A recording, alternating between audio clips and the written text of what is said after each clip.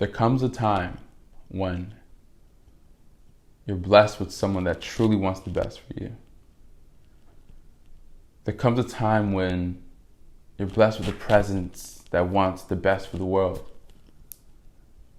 There comes a time when you're blessed with someone that wants growth, change. There comes a time when you're blessed with someone that's about action.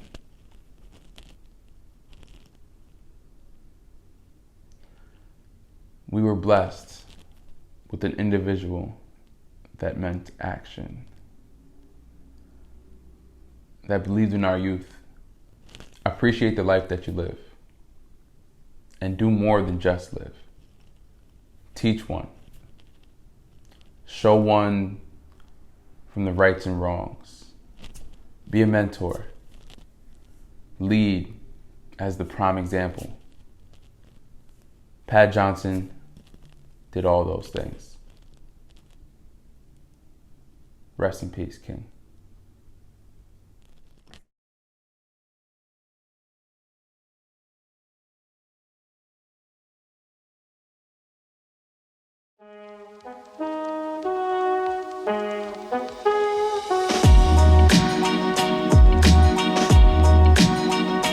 Welcome back to the Loft. Today we're going to change up things. Today's a very important conversation, I believe, but we have some relentless, intelligent, creative human beings that we're going to speak to, and the topic of today we're going to get to. But we're going to introduce each other. My name is Rich Vocals. I host the Loft. At night, during the daytime, I do AML investigation.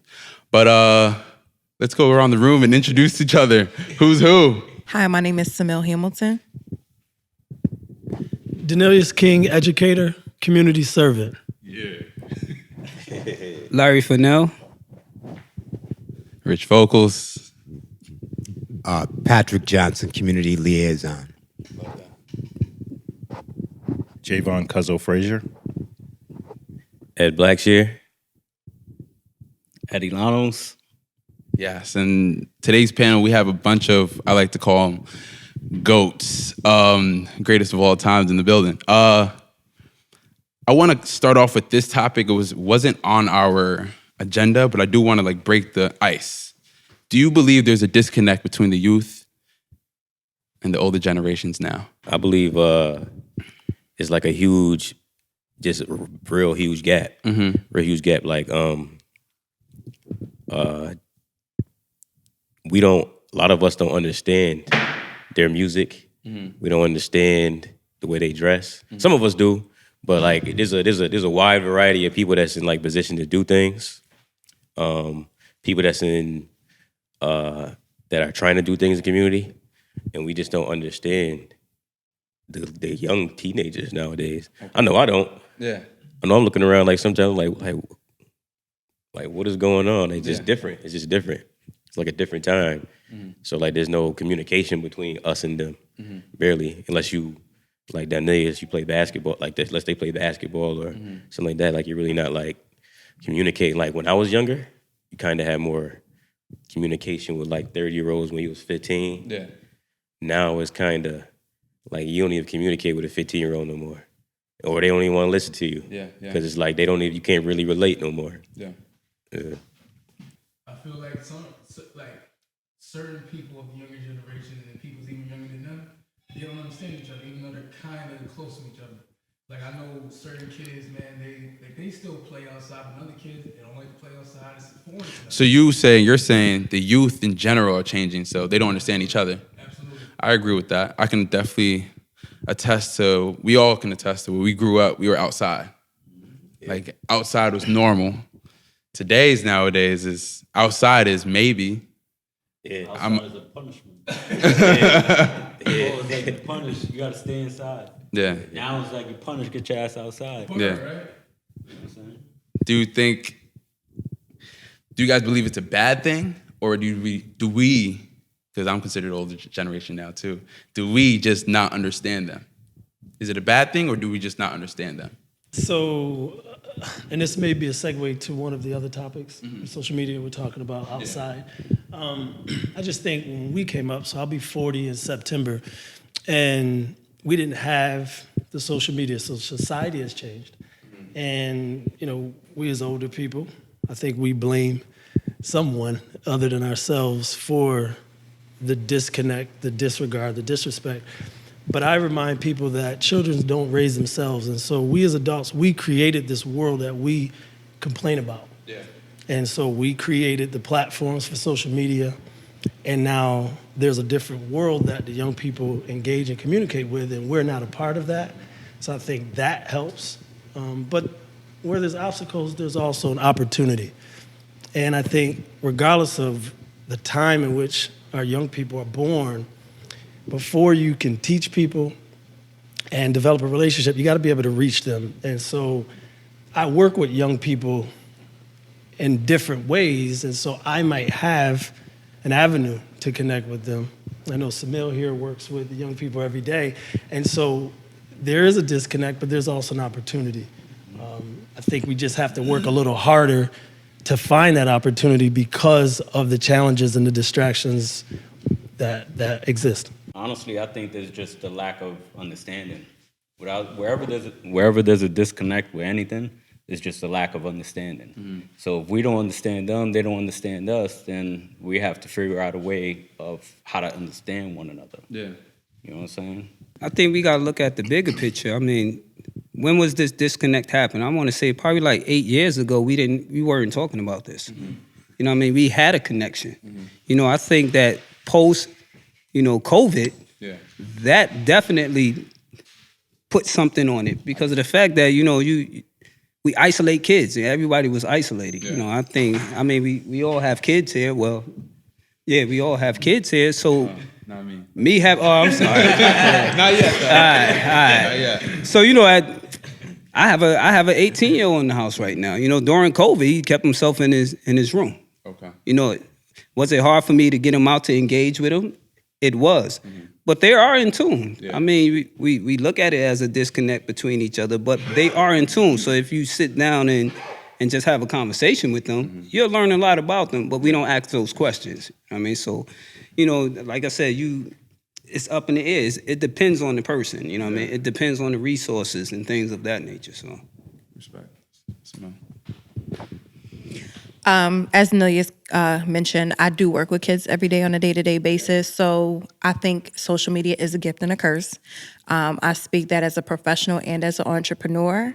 So when I go into the classroom and into the work setting, I'm teaching the children how to utilize social media in the aspect, because when you think about it, a lot of the jobs that are being offered in the future come from a digital sense. It's coming from a social media sense. How to utilize Google, how do you research? I have students who don't even know how to write their name in cursive because it's no longer taught in the education system, because they're designed to teach everything on a keyboard and to learn everything on a keyboard. So as times have changed, I just think that we have to catch up to where they are. I think we need to be more assertive with how we direct our attention to children. I think we need to engage more with the children. As a parent, I think it's also what you expose your child to. So as an advocate, as well as a parent, I say go outside, I say do activities, I say do field trips, especially for athletes. For an example, I had an athlete who was cut from a team and took it very difficult. And we were able to have a conversation and we were able to relate.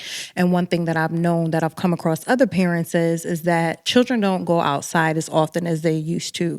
So they're not riding their bike. They're not getting that sense of endurance and the athletic ability that you would have just got typically from just running around in your neighborhood. You cannot just practice at practice. You need to take it outside of practice. What are you doing? Are you on TikTok? Are you on Facebook? Are you on Instagram? If you're utilizing your space, your time to do those things, how are you preparing yourself to be on a court, a tennis court, a basketball court, a football field? So I just think you have to you have to target what you're trying to reach, the individuals that you're trying to reach, and then understand and meet them where they are. Sometimes we expect children to be where they are, and they're not there yet because they have not had the guidance to get there. So if we're going to stay on the topic of social media. I do want to jump in there. On the social media topic? Yeah. Topic. Rick Curry. Yes, sir. Rick Curry. No, with social media, a lot of behavior is driven because of social media with the youth. Because, you know, as you were saying, Samel, it's a curse, it's a gift and a curse. But as of lately, for the past, few years or so, like I said, there's a lot of bad behavior driven because of social media. You got people running down, youngsters shooting each other just to prove a point on there. And I'm not trying to label them as bad or anything, but it's just to try to prove a point to what at the end of the day, to prove themselves, but only just to incriminate themselves, to get themselves locked up and, throw their lives away for nothing just to impress people. So, yeah, I do believe social media has a lot of good uses to it. You got young kids becoming millionaires off social media. But in the same sense, a lot of them are unfortunately throwing their lives away because of social media. So, that's a feeling I have because of it. And also, they often compare themselves to other people thinking they're not good enough because of things they see on social media, mostly because of influencers or celebrities. I know kids, I got a friend up here, she runs a youth organization for girls, and she says that some of these girls face depression and anxiety when they're not even getting enough likes off a pic. So, stuff like that. And even my kid is only 5. So in the future, I go back and forth if I even want her on there because I don't want her to feel like she needs to be validated by strangers in order to feel good about herself. So do you think that it's social media or a sense of fitting in? Sense of being with the in crowd, sense of being the liked, sense of being I'm the dope person, I stand out and I'm it. So is it social media or is it a confidence-based thing that plays a role with social media? I think it's both. I definitely think it's both. That's my biggest thing. It drives a lot of behavior in a certain. That's the biggest thing I always say. And I don't want to be, a hypocrite because I use it too. Pick the mic up. Yeah, I don't want to be a hypocrite because I use it too. But it is times I'm human where I step away from it because I don't like a lot of stuff I see. So that's my sense on it, my take on it. Yeah, it's like how we was in high school, but like at a bigger playing field. Like I remember running around Proctor, and if somebody picking on you in the middle part right there, everybody used to hang out at. If somebody picking on you, or y'all snapping or whatever, it's just y'all right here snapping. We the only ones that's hearing about it. We the only ones that's seeing it. But if somebody doing it on social media, it's like way more huge and blown up. It's like crazy for them. It's like crazy for them. It's like them and they clicks, and then that click, and then that person click. That they all seeing it. So then now you feel like you got to prove yourself because you got so many eyes on your posts. Like I see the most negative posts get like 100, like 1,000 views, 1,000 likes. People resharing the live video. They get the most of that. Everybody in the town is like, yeah, and they talking about it. I gotta mute like 100 people on my joint because I'm like, that's not what I want to see. it's not what I want to see right now. So they're trying to see positivity on my joint. You know what I'm saying? But the kids, they feed into it. I seen something last week happening with a couple girls fighting, and it was everywhere. For some reason, it was everywhere on my timeline, but I'm not looking for it. You know what I mean? So I want to roll a tape back, maybe about 40 years. I don't know if you folks remember when the crack cocaine hit the inner city, particularly the black community. It came out in about 1984, everywhere from Brooklyn, Baltimore, even Utica. And my theory is, first of all, with the disrespect, I think we just have to acknowledge that there is definitely a disconnect and a large level of disrespect with young people towards adults. That's what I say. I think we have to call it for what it is. Now, the question is, why is that? Okay. And I'm going to go back to the crack cocaine epidemic. And from what I saw, literally what I saw, is when drug dealers, and this is only part of there are a number of factors, but when crack dealers moved in on the streets and into the homes of, if you will, parents who did not have the wherewithal to pay the rent maybe next month, put the food on the table, and the amount of money that could be made in a day or two with dealers. So you had dealers moving in, and many parents lost their values to accommodate drug dealers. And so right now we have, at least from my perspective, we have a generation of parents, and it's difficult. We have a generation of parents who don't really have parenting skills. So when I walk in the houses today and I see the way parents talk to their children, MF this, you're no good. And so it reduces the self-esteem. So the values that we see with young people, definitely the music contributes to that. But the reason why I go back to crack cocaine is that's also when the gunplay came out. The drug dealer, he had to have somebody, he had to have lieutenants, he had to have bodyguards. And so the gun culture also there was a love affair between crack, guns, and the relationship with the black community. And the reason why I go back that far, 40 years ago, prior to that, there was a level of respect. There were just things that you could not do or say to grown people. You just couldn't. I'm 60 years old, so I have to kind of go back to what I recall and what I know. And one time I was out on the streets. So I'm not talking about what I read in books. I'm talking about what I saw up front. I'm talking about knowing what it's like to walk into a crack house and seeing tons of money, the way that people dressed. I understand that there's a flair and a flavor for the dress code, but that did something. I remember when hip hop first came out. You guys remember the Sugar Hill Gang? Yeah. That music was pure. It was pure.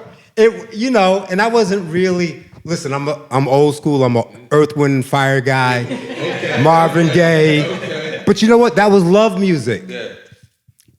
And with all due respect to the hip hop artists, when it transitioned into gangster rap, are y'all following me? Yeah. Something happened. Okay. Something happened in how we internalized that.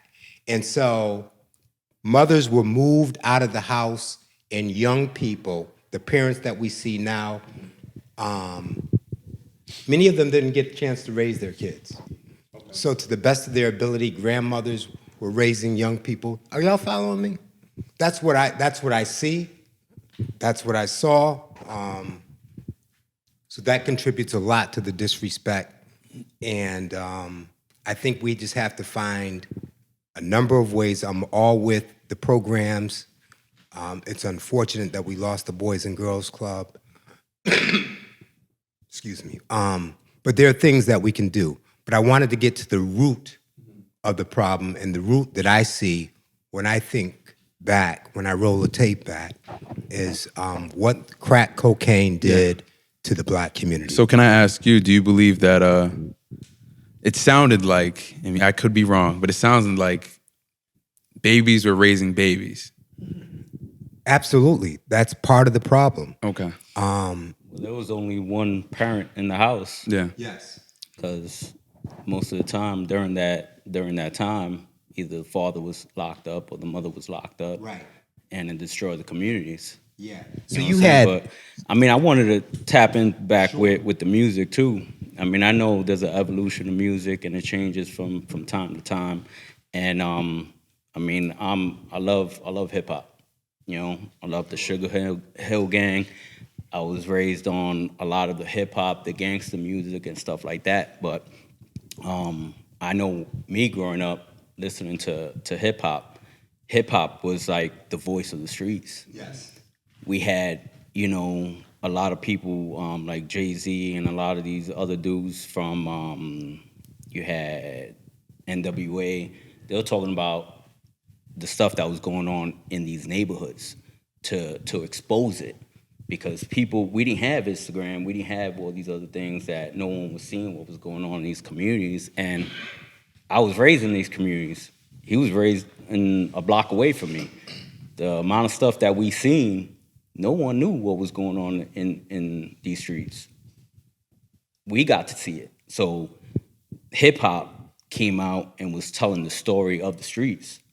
Now it's rappers glorifying it, which is I don't think it should be glorified, because these kids is growing up thinking it's okay when it's not. Yeah. You know what I'm saying? So I know you have your thing with your generation of music, and I know everything evolves, but I don't agree with what's going on now. However, it's a different time. You know what I'm saying? But I think each household should at least, like, it's up to the parents to let the kids know what's right and what's wrong and guide their kids. You know what I'm saying? So that's just my take on it. I mean, I agree with everything you say. I think, you know what I'm saying, I grew up in around a lot of crack, around gunshots and all this other stuff, so. I'm sorry, Larry, did you have something to say before I go? I can always speak. Oh, Larry. So one thing that I've noticed since I have become an adult, I do figure when I was growing up, I think you were a little more afraid of adults, Patrick, because you could be disciplined by anybody's parent during those times. And as I am a parent now, I noticed the change that you cannot say anything to anyone else's kids. So even from my generation, there was a gap. Things have been changing. We didn't notice the change just there alone.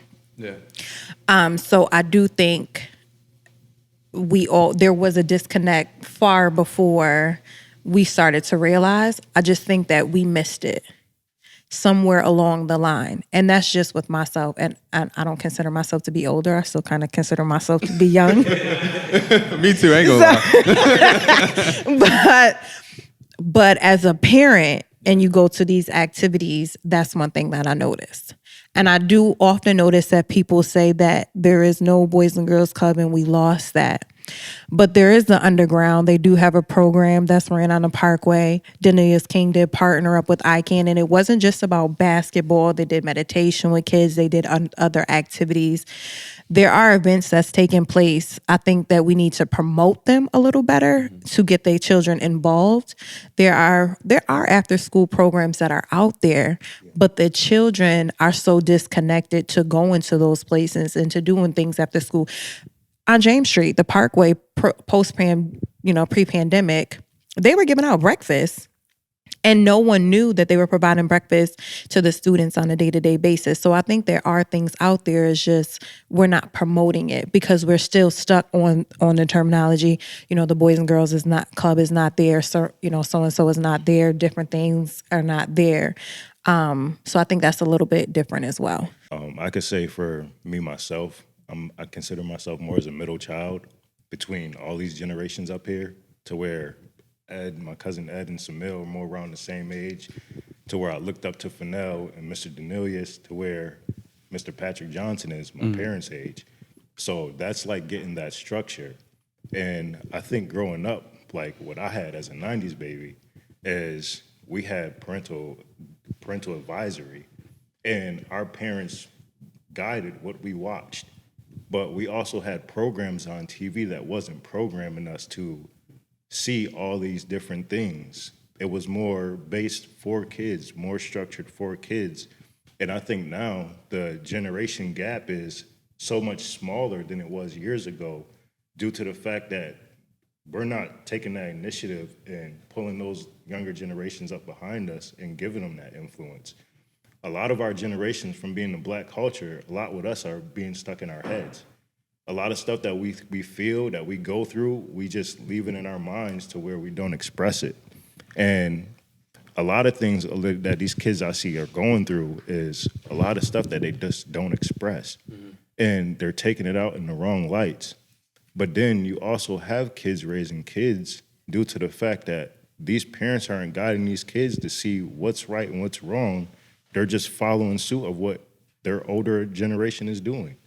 And they're following suit by just their eyes from being aware of what's going on around them and then following that practice. And I think what it came from, like I say, Mr. Patrick Johnson's age, my parents like put a nip into what they allowed us to see. That was from the way they interacted as a couple with love and different things like that to now we're more open to expressing these things, and our kids are seeing this at a younger age, and they're dealing with stuff that we want to put love into so much things, but what's the definition of love of these different barriers?